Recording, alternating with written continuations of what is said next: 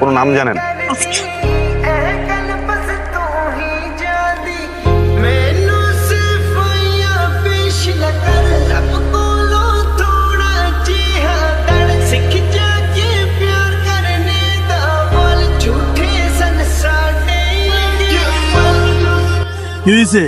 কথা আছে। কি কথা? বসকে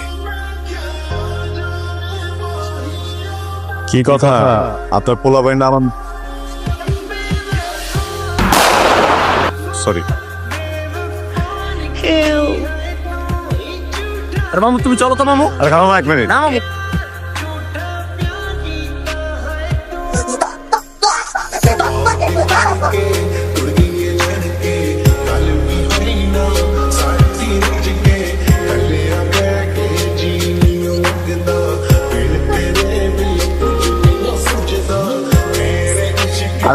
আস্তে রিপোর্টে আসেন কেমনে?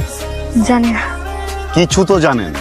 আমি ক্লিনিকে গিয়েছিলাম, ওইখানে আমাকে ইঞ্জেকশন দেওয়ার পর আমার কিছু মনে নাই। এখানে কেন আনছে? হ্যাঁ, কারা আনছে? আচ্ছা, কোন নাম?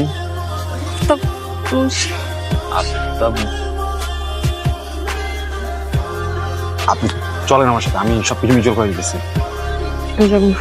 আরে বাপ, আমার বাপের কসম, আমার জীবন ঝামেলার ভিতরে আছে। আমার সাথে আমি বলতেছি না ভাই, কসম আমি ইচ্ছা করি না। গুলি করেন না ভাই, অনেক বড় বিপদে পড়ে যাবো ভাই। এইখান থেকে নড়িস। বস, মাইটাকে তো পাওয়া গেছে।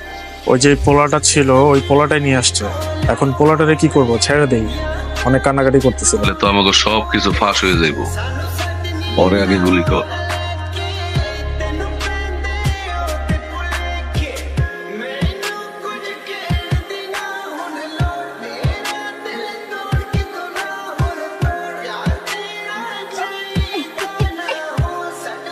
আপনি কেমন ছেলে? হ্যাঁ, এতগুলো শয়তানের মাঝে একটা মেয়েকে রেখে চলে আসছেন। আপনার বাসায় কি মা বোন নাই? আপনি একটা শয়তান। আমি খুবই সরি, আমি না এই জায়গার স্থানীয় ছেলে, বুঝছেন? এই জায়গায় জন্মাইছি, এই জায়গায় বড় হয়েছি, এই জায়গায় আমার মরতে হবে। আপনি তো চাইলে যেখানে ইচ্ছা সেখানে চলে যেতে পারেন। আমার মনে হয়েছে আমার নিজের বাঁচাইতে, লাইফ রিস্ক থেকে বাইর করতে এটা করতে হবে, এই জন্য করছি। ভুল হয়ে গেছে, সরি। আর কোনোদিনই ভুল হবে না। আপনি চলেন আমার সাথে থানায়, মামলা করবো ওটার নামে। পেশেন্টের রিলেটিভ কে আছেন? কি কোন আপনি পেশেন্টের হাজবেন্ড? কিছুই না, ওই রাস্তার ভিতরে ঝামেলা করছিল, ভাবলাম যে সাহায্য করি। আচ্ছা,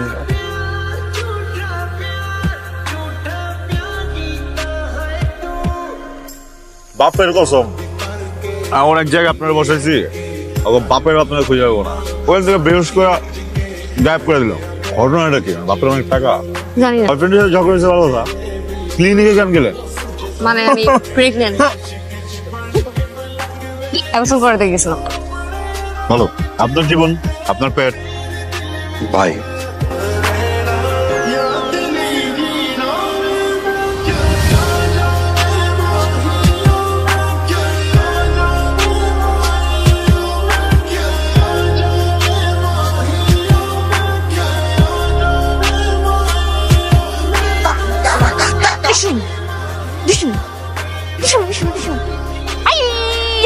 এই ডিসুম,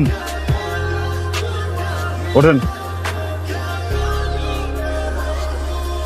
আমু চল, আর এই জায়গায় একটা সেকেন্ড সময় নষ্ট করে যাবো, তাহলে আফতাব মনীষীর পোলা বানায় পড়বো। আচ্ছা ঠিক আছে, আমি বাড়ি গেছি আর তুমি বাইকটা থেকে গেছো না? ঠিক আছে মামু।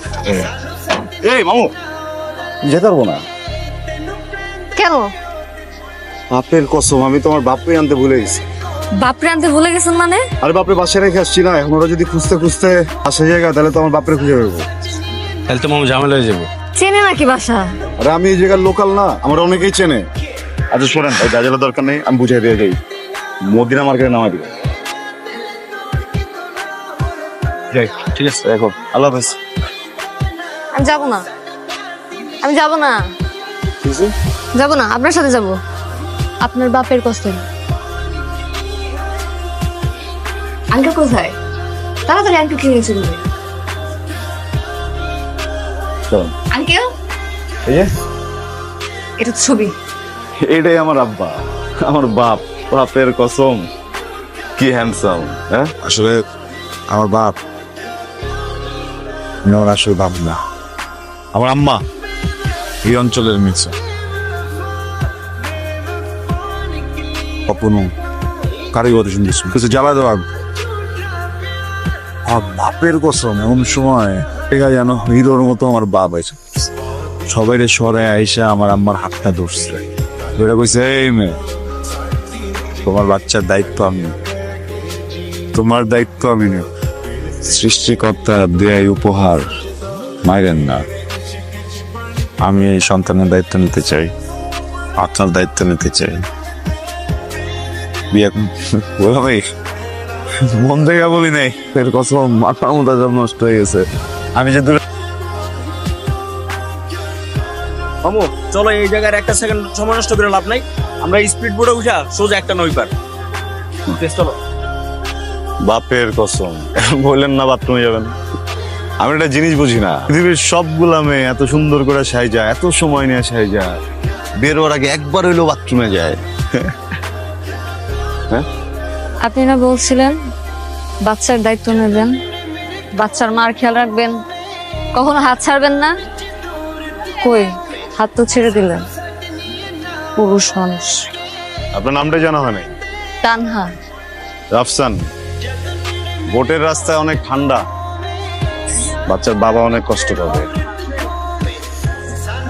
বাপের কষ্ট।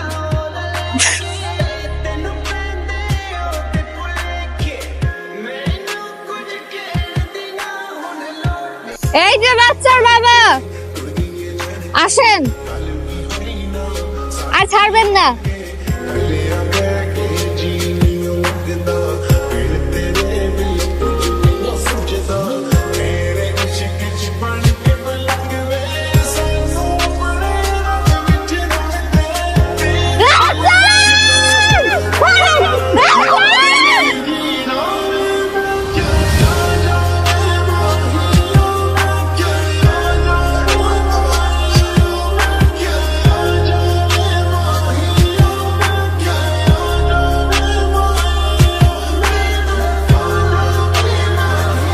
আমি কি মরে যাবো?